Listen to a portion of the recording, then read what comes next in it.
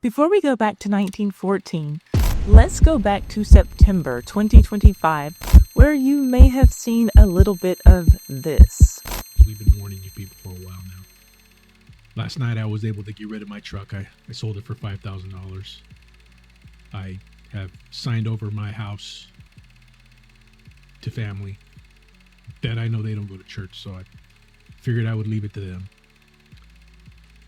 My life savings is probably around $60,000. That's what I have in my savings right now. And I'm not going to need it. I have tried to record this video like 10 times. I feel like it's time for me to step away from TikTok. I feel like my story is over. I have been so blessed by this, and the Lord has done so much, and I'm so grateful to have been his vessel. And you guys already know, I truly believe with all my heart we will be raptured during Feast of Trumpets this year. If there is some chance that we don't get raptured, I will come back and make an apology video for myself being deceived. And that will be it. I may seem like I don't care right now. I'm kind of frustrated because I keep trying to record this, but I assure you this is, it's bittersweet because I know we're going home. But it's just been such a blessing being able to do this and to see what the Lord has done. Guys, I'm saying goodbye to my car. I've had for 5 years. They're taking it. No, this is my baby, man. This has been my baby for years. 5 years. But she's gonna go. I won't need her beyond September because I'm going home. It's where my Father in heaven is. She's a nice car, isn't she? I kept that baby clean. Some scratches around it, but for the most part, she's nice. But she's mine no more. Someone else is going to get her. I'm catching a flight to heaven in September anyway. I won't need the car. These are people who were getting ready to go up to be with the Lord. They were ready to ascend into heaven because they just knew that the rapture was going to occur on September 23rd and 24th. In case you're not familiar with what the rapture is, it's the Christian belief that Jesus will suddenly take all believers from earth to heaven before a period of tribulation. Not all Christians believe that a rapture will ever occur, but many of the ones who do believe it will happen believe that when it will happen remains a mystery. And they base that belief on this verse from the Bible, Matthew 24:36, which reads, "But about that day or hour no one knows, not even the angels in heaven, nor the Son, but only the Father." So if you're wondering why all of these people, the most vocal ones on TikTok of all places, knew that Jesus was coming for his people on September 23rd, well, you can thank this man for that. Pastor Joshua Mhlakela. And I am pretty sure that I butchered his last name, so for the rest of this video, I will just be referring to him as Pastor Joshua. Now, the angels didn't know, Jesus didn't know, but Pastor Joshua knew, and so many others believed. This is Pastor Joshua Mhlakela, and he told millions of people that the rapture was happening on September 23rd. He was so sure. He had calculations, he had signs, he had proof. And when September 23rd and September 24th came and went, because it could have also been the 24th, the good pastor moved the date. October 6th. Yeah, that was the real date. He was certain. So you see, this silly little mix-up wasn't exactly his fault. This was all on Jesus because, you see, Jesus told Pastor Joshua that he had an appointment to come down to earth and take his posse back with him. But it turns out that Jesus, he was just looking at the wrong calendar when he passed on that message to Joshua. So Jesus was at his desk looking at his Julian calendar when he told Joshua, "Hey, I'll be back for y'all on September 23rd and or 24th. Be there or be square." Then he realized that he should have given Joshua dates based on the Gregorian calendar. I hate it when that happens. I can hear the conversation now. Joshua, I know it's September 25th, and I know that you have egg on your face, and you're kind of looking foolish right now, but don't worry. You're going to have a last laugh. Man, when I told you September 23rd, or 24th, I was looking at my Julian planner. I'm so silly. My Gregorian planner was right there, and it just slipped my mind. My bad. I'm going to come down there on October 6th and or 7th. So enjoy your favorite foods for a couple more weeks. Don't enjoy too much more than that, or I won't be able to take you back with me. You know what I mean. LOL. But go on and tell the people so that they can make their plans to leave their worldly possessions behind for all the heathenous rascals who won't get to join us. Talk to you later. And so Pastor Joshua went back out and proclaimed the new date to his followers. Not only did he tell them once again that the end of the world was nigh, he said that he was 1,000,000,000% sure about it. Now, I don't know if you've ever watched the Maury Povich show, but I used to love it. And if there's one thing that I learned from watching Maury, it's to never trust a person who claims to be more than 100% sure of anything. I'm pretty sure that you know where I'm going with this. As I type this script, the date is October 10th. Not so much of a spoiler alert, we're all still here. While everyone was laughing at Pastor Joshua and his failed predictions, and the TikTokers who believed him for the second go-round, I started digging into the history of rapture scams, and I found something absolutely wild. What if I told you that the exact same thing happened 110 years ago? What if I told you that a charismatic pastor made the same predictions, moved the dates when nothing happened, and built a religious empire that still exists today? What if I told you that this pastor was involved in scandals so shocking they made front-page news across America? Divorce trials with testimony about inappropriate relationships, fraud, perjury, a fake miracle product that sold for more than 60 times its value. And what if I told you that this man's organization became one of the most well-known religious groups in the world, with millions of followers? This is the story of Charles Taze Russell. And trust me, this gets dark. Let's get into it. But first, if you like these stories about the most scandalous people from yesteryear, please hit that like button and subscribe. I have 195,000 subscribers, and I'm thankful for each one of you. But I really want to get to 195,001. If you subscribe, you'll get to go up in the next Rapture. And please share this video on your Facebook. That really helps this channel so much. Thank you for letting me be a part of your day. Now on to why you are here. Meet Charles Taze Russell. Let me paint you a picture of who this man was. Charles was born in Pittsburgh, Pennsylvania in 1852. He had 7 years of formal education. He left school at 14. Now, keep that in mind because it's going to matter later. He started out selling men's clothes in his father's store, but in the 1870s, he got really into end times prophecy, and in 1879, he started publishing a magazine called Zion's Watchtower. By the early 1900s, Charles was huge. We're talking thousands of followers, a pretty massive following considering that he was just one man talking and there was nothing like social media to help him spread his message. By 1914, his sermons were published in 1,400 newspapers across the country.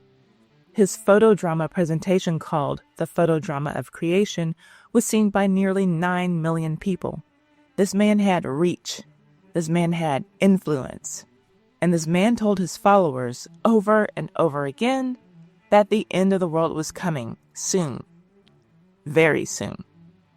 Let's start with Russell's predictions because they sound eerily familiar if you were watching RaptureTok in 2025. October 1874, Charles Russell believed that Jesus Christ returned invisibly in October. Invisibly.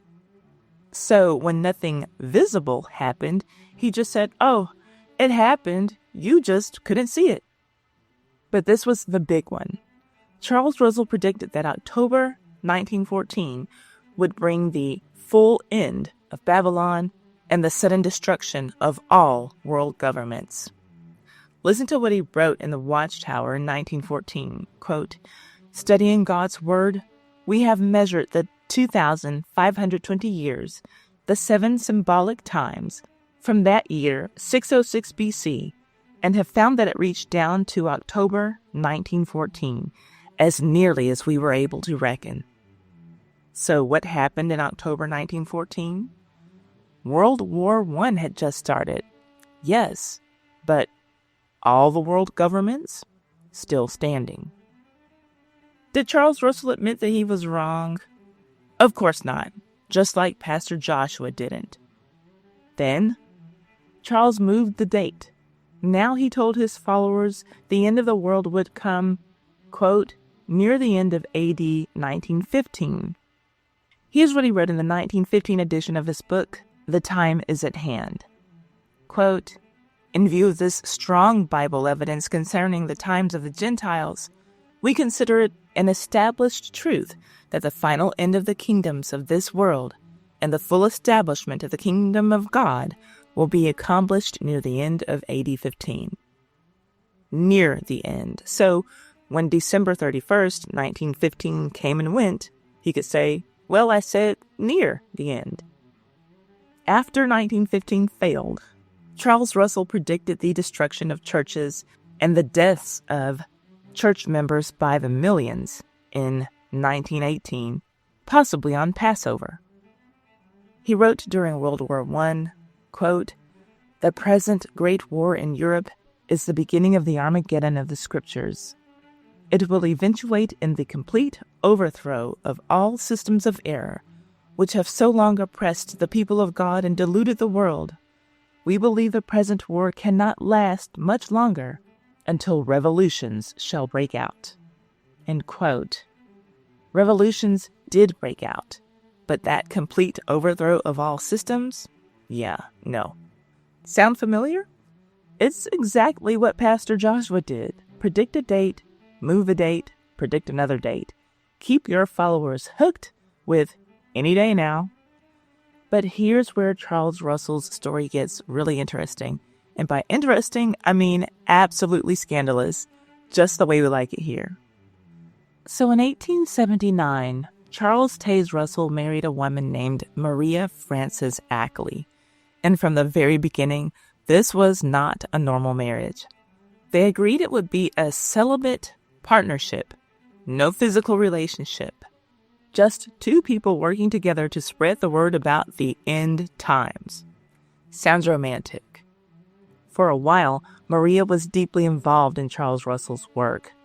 She helped write articles for the Watchtower. She was instrumental in writing about half of the material and helping him distribute it. I guess that when you're not having any fun between the sheets, you have a lot of extra time for writing. But eventually, their marriage went downhill. Surprise, surprise. In November 1897, Maria left Charles Russell. Why? Disputes over the control of the magazine. It's not like they had anything else between them to fight over. She wanted more say in what was published. Charles Russell said no. In June 1903, Maria filed for legal separation on grounds of mental cruelty. So, let me say that again. The wife of this prominent religious leader filed for separation on grounds of mental cruelty. Well, that doesn't seem very religious or godly, but a court would later agree with Maria, basically saying that Charles was so full of himself and controlling that living with him was unbearable. We'll get there. First, Maria would have to divorce Charles, not just separate from him, and that's what she did. The divorce trial began in April 1906, and the testimony that came out, explosive. And what made it so explosive was the testimony about their daughter, Rose. Now, I know you might be thinking, Ty, you just said that they had a sexless marriage. Well, they did, but they had adopted a little girl, and it seems that Charles was the same kind of father as Woody Allen. Look him up if you're not familiar. Now we need to talk about Rose Ball. Rose Ball was adopted by Charles and Maria Russell when she was 10 years old. By the time of the divorce trial in 1906, she was 25, and Maria Russell's lawyers brought Rose to testify, and the Pittsburgh Press covered it on April 26, 1906, with the headline, "Pastor's Wife Says He Kissed Servant." The sensational divorce suit against the Reverend Charles T. Russell is on. Pretty girl in the case, Rose Ball, who was employed by the Russells, an object of the pastor's attentions, it is said. But this headline is a little misleading because it's talking about Rose. Yes, she became an employee of Charles Russell, but that was after growing up in his house with him as an adoptive father. Let me read you some of this testimony because it's wild. Quote, Mrs. Russell stated that on one occasion she caught her husband in his night robes, sitting on the edge of Rose Ball's bed, holding her hand. The article continues. She also stated that she knew of his going to her room on other occasions and that Miss Ball had sent for him. Now, Charles Russell's defense was that he had only, quote, caressed Rose Ball as a father, end quote.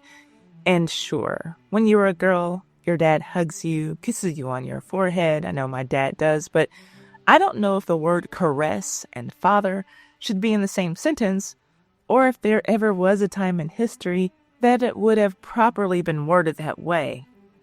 The newspaper reported, quote, Pastor Russell's answer in court was that he had only caressed Rose as a father. Evidence was introduced in court, tending to show improper relations between Pastor Russell and one of his female servants, end quote. Then there's this testimony from Maria about what Rose had told her. When asked if Rose Ball had told her about Charles Russell's advances, Maria confirmed she had. She then testified about what Rose revealed, quote, she testified she had told her he had embraced her, kissed her, called her his little wife, and told her a man's heart was so big that he could love a dozen women, while a woman's heart was so small she could love but one man. Yeah, let me say that again. Charles allegedly told this young woman he raised from age 10 that he could love a dozen women. She could love one man. And you and I know that that one man was supposed to be him. And calling your adopted daughter your little wife is just too gross for words. Judge Collier, presiding over the case, had to rule on whether this testimony was admissible, and of course Charles and his attorneys were hoping that it could be thrown out because it was bad publicity for this man of God to be perving on his own daughter. But no such luck for Charles. The court ruled that all the testimony about his adopted daughter was admissible. And I want you to keep in mind that this trial was a very public matter. People knew exactly who he was when they were believing his rapture predictions. They thought that God would share that prediction with a creature as foul as Charles Russell. But back to the divorce. The only defense that Charles had to anything that was said against him in court was that Maria was mentally unstable. That was it. And it's worth mentioning that in those times, a man could easily have put his wife away, sent her off to an insane asylum by making such claims. And nobody believed a word that Charles said about Maria's mental health or anything else he had to say in that hearing. The Pennsylvania court's ruling was brutal. Let me tell you what it said. Quote, his course of conduct toward his wife evidenced such insistent egotism and extravagant self-praise that it would be manifest to the jury that his conduct toward her was one of continual arrogant domination that would necessarily render the life of any sensitive Christian woman a burden and make her condition intolerable. The court continued, there is not a syllable in the testimony to justify his repeated aspersions on her character and her mental condition. Maria had won. She was granted her divorce. Not an easy feat for women in the 1900s. The final divorce decree was issued on March 4th, 1908. And from here, it gets better. Or worse, depending on how you look at it. The court ordered Charles to pay Maria alimony. He had already been ordered to pay her $40 a month during their separation, but with the divorce, that was increased to $100 per month starting March 8th. Adjusted for inflation, that's about $3,500 today. Not enough to make her rich, but she could have been comfortable. And Charles certainly had the money. He was raking it in at his church. But did Charles pay her? No. He refused. Not only did he not pay, he tried to get sneaky. He transferred all of his assets from Watchtower Bible and Tract Society to avoid paying her. Multiple courts ruled these transfers were, quote, against his wife and violated his divorce decree. In April 1909, just before Pastor left for a 5-week tour of Europe, an arrest warrant was issued for him by the Pittsburgh court. And yes, he was leaving the country as a stall tactic to keep from paying Maria. And he was able to board a ship before he would have gotten arrested. While he was safely out of the country, his legal team scrambled to fix the mess. According to multiple sources, they finally paid Maria's $1,500 in attorney fees, $60 in court costs, and all the unpaid alimony, believed to be $1,056, including interest and penalties. They also made $5,000 in advance alimony payments, and Charles had to post a $5,000 bond for future payments. Only then were the criminal proceedings dropped, and he could finally come back home without having to take a trip to the Gray Bar Hotel. But here's the kicker. When the good Reverend returned to the States, he moved his headquarters and himself from Pittsburgh to Brooklyn, New York. Multiple newspapers reported that Charles Russell's 1909 move to Brooklyn was mainly motivated by his eagerness to flee the Pennsylvania court jurisdiction over those alimony payments. So yeah, this guy who literally moved to another state to avoid paying his ex-wife was still seen as a holy prophet by people who would go on to believe in his rapture predictions over and over again. Okay, so while Charles is dodging alimony payments and moving to Brooklyn, he's still running his religious empire. And in 1911, the Brooklyn Daily Eagle started investigating something very interesting. Pastor Charles and his organization were selling something called miracle wheat. Now, normal wheat in 1911 would cost about $1 per bushel. Miracle wheat, on the other hand, they were selling it for $60 per bushel. 60 for wheat. Why was it so expensive? Because according to their advertisements, this wheat was miraculous. It would produce 5 times as much as ordinary wheat. It was a gift from God for the faithful.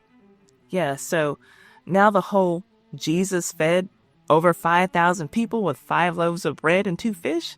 You could do that at home, thanks to good old Reverend Charles. Let me read to you from Brooklyn Daily Eagle's expose from September 22nd, 1911. The headline, Church a Sales Room for Miracle Wheat at $60 per bushel. The article explains, the society of which Pastor Russell is the head wants it distinctly understood that it has nothing whatsoever to do with the wheat itself, beyond the fact that the grain is being sold from its headquarters, and that it expects the faithful follower who produces it to give the society the returns from the sales. So they were selling it, taking the money, but claiming that they have nothing to do with it. Right. The article continues. Generally speaking, the price of the miracle wheat is $60 a bushel. It can be bought in small lots at $1 for a pound, or if one desires, it can also be purchased at the rate of 55 pounds for $60. Brother Docky, who is in charge of this scheme, promises to be ready to ship this wheat by August 1st. He says miracle wheat should be sowed 1/4 as thick as common wheat. Ordinarily, it should produce from 10 to 15 times as much proportionately to the amount sown. 10 to 15 times, y'all. It was set to revolutionize farming. But here's what actually happened. The U.S. Department of Agriculture tested the wheat, and on September 29, 1911, they published their findings. The headline in the Brooklyn Eagle: $60 miracle wheat, low in government test. So the key part says, when tested under strict rules and on accurately measured pieces of ground, the stoner or miracle wheat was found by the government experts to rank far below other kinds of wheat when sown at the same thickness. Translation: not only was it not miraculous, it was actually worse than plain old regular wheat. The faithful flock would have had to plant more of this miracle wheat to get a decent yield. It was literally less efficient than regular wheat. Speaking of grains, the Brooklyn Daily Eagle stayed on Pastor Charles Russell's ass like white on rice. They covered this miracle wheat fraud in multiple editions of their paper. Whenever Charles was acting unholy, the Daily Eagle let the whole city know about it. So Charles, furious about these exposés, sued the Brooklyn Daily Eagle for $100,000 for libel in January 1913. That's $3.2 million for us today. This man was trying to get paid. Now, this hadn't been his only time suing a major newspaper. The head honchos of the Daily Eagle had something to be nervous about because 5 years earlier, Charles had sued the Washington Post. And he won. $1. Yep, the Post had been printing stories about the pastor's shady financial dealings throughout the years. Charles didn't like that, so he sued them. Then the jury pretty much decided, yeah, technically they said something about you, but you probably deserved it. So, the Brooklyn Daily Eagle's publisher most likely had written out his check for $1 and was ready to hand it over after closing arguments. But he wouldn't need to. Charles lost his libel case against the Eagle because the court found their articles about the slimy pastor to be true. And believe it or not, one of the main things that got under Charles Taze Russell's skin was this silly little cartoon. It appeared in multiple editions of the Brooklyn Daily Eagle throughout the Miracle Wheat scandal, and it used an illustration rather than a lot of words to call him out for the fraudster that he was. It shows an onion bank, a reference for a fake or shady bank. The man in the top hat is Charles, carrying some miracle wheat. The man in the doorway of the bank is telling Charles that he's wasting his time with wheat. The joke was that if Charles could scam fools into paying $60 for $1 worth of wheat, just imagine the financial fraud that he could pull off running a scheme at a bank. He took particular issue with this cartoon, but the honest words that were printed about him month after month in the Daily Eagle were far more brutal and more damaging to his reputation. Yet and still, his little ego was bruised over this. He didn't appreciate it one bit, and he had something to say about it. And guess who captured his quote for the public to read? Yep, none other than the very publication that had just defeated him in court, the Brooklyn Daily Eagle. In their February 3rd, 1913 edition, they printed Charles Russell's words about his loss in the court battle. Quote, "My suit against the Eagle for slanderous defamation of reputation has been decided in its favor. A jury of 12 men have decided that the Eagle was justified in making its vicious onslaughts upon me, notwithstanding the judge's charge that, according to the law, the cartoon, at least, was a slanderous, vicious libel in fact. I am urged by my attorneys and petitioned by my friends to take the cause to the Court of Appeals." That's it. This guy was in the wrong and super litigious, and that's a bad combination. But he kept talking, and he brought up the cartoon again. Going on to say, "The law gave the Eagle's attorneys the privilege of saying all manner of evil against me falsely, for the sake of the doctrines of Christ, which I hold and teach. He was allowed to picture me, as the Eagle had done in its cartoon, as a thief and robber, masquerading in the garb of a minister of Christ. He was allowed to ridicule the miracle wheat, although I had nothing whatever to do with it, nor with the naming of it, and notwithstanding the fact that its superiority was proven. End quote. And let's be honest, its superiority was not proven. The government literally proved the opposite. And he was still claiming that he had nothing to do with the miracle weed, while it was being sold in his church. This man was nuts. And this will be brief, but it's just another quick example of Charles Russell suing someone for telling the truth about him. A man named J.J. Ross had written a pamphlet about Charles Russell, warning people not to follow him because he was a fraud who claimed to be a biblical scholar with all sorts of educational credentials. The pamphlet was called Some Facts About the Self-Hyped Pastor, Charles T. Russell. J.J. Ross put the word pastor in quotations. Among the facts about Charles disclosed, well, Charles only had 7 years of school, and he couldn't read Greek. And those two things alone don't sound like that big of a deal, especially when compared to the other stuff that Charles was involved in, like perving on his adopted daughter and scamming people out of money. But his short education and inability to read Greek mattered because Charles claimed to be a biblical scholar and authority. He published a number of books analyzing the Bible while claiming that he could interpret the original Greek and Hebrew scriptures. I think that by now, you know what this meant. Charles was going to have to take J.J. Ross to court. He sued Ross for defamatory libel. And on March 17, 1913, the two men had their day in court in Canada. Charles Russell took the stand and was asked 3 questions by J.J. Ross's attorney that proved his pamphlet of facts were indeed facts. The attorney asked Charles how long he had attended school, and Charles admitted he only had 7 years of schooling and left at age 14. Then the attorney asked, "Do you read the Greek alphabet?" Charles answered, "Oh, yes." The attorney then showed him a copy of the Greek alphabet and asked him to identify the letters. Surprise, surprise, Charles could not do it. So yeah, after claiming under oath that he knew the Greek alphabet, he was shown to be a liar. He was forced to admit, quote, "I know nothing of the Greek language." I'm sure you can guess that J.J. Ross didn't have to pay Charles Russell 1 single penny. I could go on and on about Charles Taze Russell's schemes, but let me give you just one more example of how this man operated, because it's just too disgusting to not mention.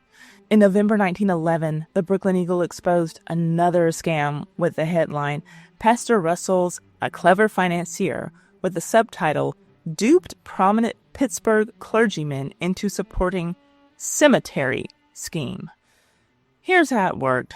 Charles convinced several respected Pittsburgh clergymen, including an Episcopal bishop and leaders of the Methodist, Presbyterian, and Baptist churches, to lend their names to what they thought was a legitimate cemetery for poor people. What a noble cause, and what honorable man of God wouldn't want to contribute to that? But it was a con. One of the Russellites, which was literally a term for Charles Russell's followers, had bought a property for $2,003, then immediately flipped it for $30,000 into something called the United States Investment Company. That company was a dummy corporation that Charles controlled. The courts later ruled that he created it to hide assets from his ex-wife, Maria, so he wouldn't have to pay her alimony. Remember, this is 1911. The schemes never ended with this man. He was using fake companies to dodge his ex-wife, scam clergymen, and pocket the profits. Just another day in the life of Pastor Russell. And Charles controlled 99% of this shell company. The Brooklyn Eagle found he'd created multiple such corporations to control everything while claiming he personally owned nothing. And get this, one witness, because yes, Charles had to go to court for this too, J.G. Messner, an insurance agent who was president of the cemetery board, testified that Charles had held on to his check without cashing it. Why? So that he could wait until the bank failed so he wouldn't have to give the money back. Now, let's get back to the rapture prediction by Charles Taze Russell, because that's what made me want to tell you this story in the first place. October 1st, 1914 would bring the end of all world governments, according to him. And when that didn't happen, he had to do damage control. But instead of admitting that he was wrong, he doubled down, just like Pastor Joshua did in 2025. In October 1916, Charles Russell wrote, "We see no reason for doubting, therefore, that the times of the Gentiles ended in October 1914, and that a few more years will witness their utter collapse and the full establishment of God's kingdom in the hands of Messiah." A few more years. Always a few more years. He also came up with a new interpretation. According to a 1922 Watchtower article, Charles Russell announced on October 1st, 1914, the Gentile times have ended and their kings have had their day. So, instead of admitting his prediction failed, he claimed it did happen, just not in the way that people expected. The Gentile times ended invisibly or spiritually. Sound familiar? That's exactly what he did in 1874 when the visible return of Christ didn't happen. He said it happened invisibly. This is the pattern. Make a specific prediction. When it fails, reinterpret it or move the date. Just keep your followers hooked. Charles Russell died on October 31st, 1916, on a train in Texas. He was 64 years old. And you would think that that would be the end of it, but no. In a way, that was just the beginning. A new beginning. Joseph Rutherford took over the Watchtower Bible and Tract Society, and in 1920, he published a book called Millions Now Living Will Never Die. In this book, Joseph Rutherford made an even more specific prediction than Charles Russell ever did. He wrote, "Therefore, we may confidently expect that 1925 will mark the return of Abraham, Isaac, Jacob, and the faithful prophets of old, particularly those named by the apostle in Hebrews 11, to the condition of human perfection." 1925. That was the year the Old Testament patriarchs would be physically resurrected. Joseph was so convinced that this would happen that the organization even built a mansion in San Diego called Beth Sarim, which means House of the Princes in Hebrew, to house Abraham, Isaac, and Jacob when they returned. I'm not making this up. They built a mansion for dead prophets. So what happened in 1925? Well, considering that it's 2025 as I release this video, we know that nothing happened in 1925. Neither Abraham, Isaac, nor Jacob materialized in San Diego. The response from followers was swift and devastating. Memorial attendance, which is like their most important annual gathering, fell from 90,434 in 1925 to just 17,380 by 1928. Thousands of people left the organization. They had been told with certainty that 1925 would bring the resurrection of the prophets. They donated money. They donated their lives. Some had made major life decisions based on this prophecy, and it was all a lie. Just like these modern-day believers on TikTok who were giving away their clothes, cars, homes, and even their pets and children because they believed so strongly that Pastor Joshua was right about the rapture. Though I must say that I'm very freaked out by the fact that they thought, and by they I mean the parents, that they would make it into heaven and not their children. Aren't the children the ones who are seen as innocent? Did the parents not teach their kids how to get into heaven? Anyway, the only difference between Pastor Charles Taze Russell and Pastor Joshua is that Charles Russell had no internet. He couldn't be instantly fact-checked. He couldn't be mocked in real time on TikTok and X and even right here on YouTube. Well, that and Pastor Charles was white and Pastor Joshua is black, but you know what I mean. The scam is the same. And here's what's wild. Charles Russell's organization didn't die with him. It didn't even die when the 1925 prophecy failed. It exists today. Have you heard of the Jehovah's Witnesses? That is what Charles Taze Russell's organization became, and today it has about 8.7 million members worldwide. Now let's talk about the real damage these false prophecies cause. When Charles Russell predicted 1914 would bring the end, people made life decisions based on that. Some didn't pursue education because what's the point if the world is ending? Some didn't save money. Some didn't get married. Others didn't have children. When 1914 passed and nothing happened, those people had to reconcile with the fact that they had been lied to. They'd wasted years of their lives preparing for an event that never came. Same with 1925. The organization literally told people that Abraham, Isaac, and Jacob would be resurrected. When that didn't happen and attendance dropped by 80%, those were real people whose lives had been disrupted. And it continues today. There are documented cases of Jehovah's Witnesses who didn't pursue careers, didn't save for retirement, didn't plan for their futures because they believed the end was right around the corner. And it's not just Jehovah's Witnesses, it happens in multiple religions. Former members, though, have written about the psychological damage of growing up being told Armageddon is coming any day now. The constant fear, the pressure to devote every moment to the organization because time was running out.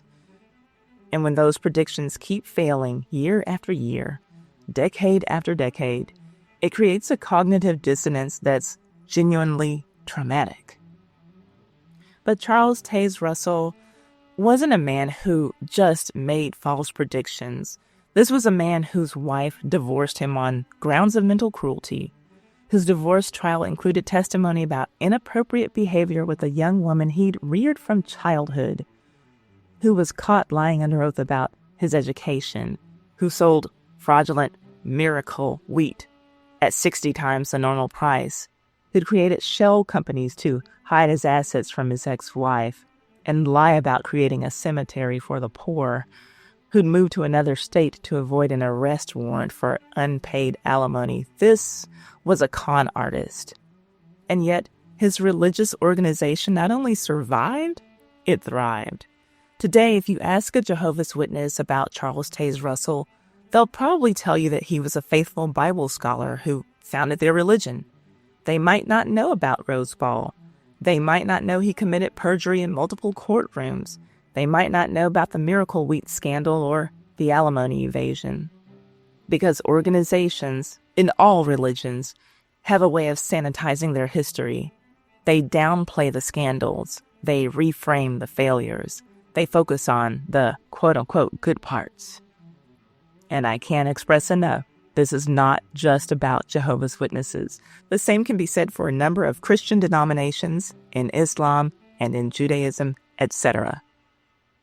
Pastor Joshua, after all, was a Christian, is a Christian. Despite all of his public scandals, Charles Russell always had a following because he gave his followers something powerful: certainty in uncertain times. He knew when the end was coming, and for people who were scared about the future, who were looking for meaning, who wanted to believe that they were part of something special, that message was intoxicating. And a lot of people in 2025 feel like they are living in uncertain times and they just need something to hold on to. Some of them believe that the world was coming to an end because they wanted it to be over. Some were facing failing health, bad family relationships, uncertainty on the job, you name it. And boy, oh boy, on September 23rd, 24th, October 6th or 7th, Jesus is coming to get me and take all my pain away. It didn't matter that Charles Russell was wrong. It didn't matter that Pastor Joshua was wrong. They both told people what they wanted to hear. And some people will always choose the certainty of a false prophet over the uncertainty of reality. False prophets don't need to be right. They just need to be convincing. Stay skeptical, my Mystorians. In case you're wondering about Maria, Charles Russell's ex-wife, she lived until 1938, outliving Charles Russell by 22 years. She died at age 88 in St. Petersburg, Florida, and she got to live her last years in peace. Madeline Astor also outlived her husband. Her husband was John Jacob Astor IV. He was the richest passenger on the Titanic who went down with the ship. Unlike Maria, Madeline didn't live her last years in peace, and a big reason why was her third and final marriage. It was a messy disaster that she helped to create, and you can see her story here. I'll also leave links to it in the description box and the pinned comment of this video. My sources for this video are on the screen.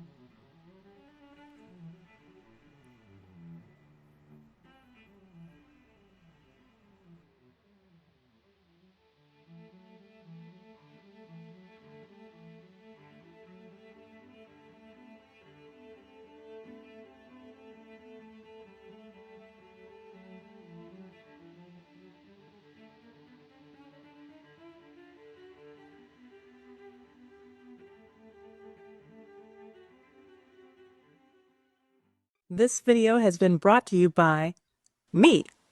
Well, me and my new YouTube channel, Verified YouTube Guide. Are you just starting your YouTube journey and feeling overwhelmed? Don't worry, I've got you covered. My channel, Verified YouTube Guide, is your go-to resource for practical, step-by-step tips to grow and monetize your channel. It's literally follow-along video tutorials.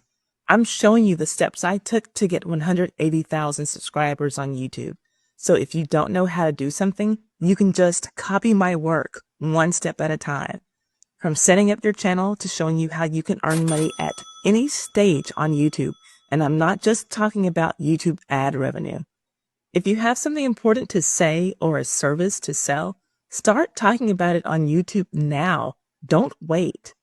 Subscribe to Verified YouTube Guide today, and let's build your channel together. You don't have to figure this out alone. The link is in the description box. I'll see you there.